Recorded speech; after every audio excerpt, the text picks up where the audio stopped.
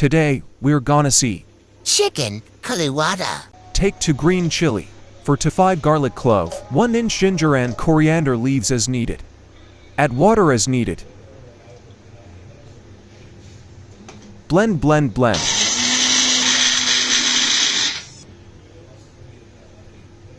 Add 4 tablespoons of blended paste for half kilogram chicken.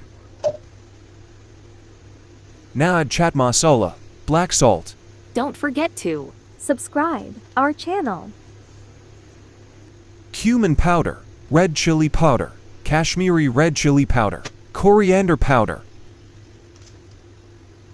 lemon juice. Add black pepper. Food color is completely optional. Mix, mix, mix.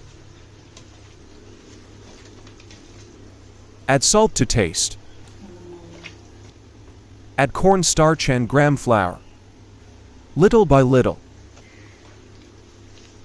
Mix again, mix, mix, mix. Add ASAFOETIDA and baking soda.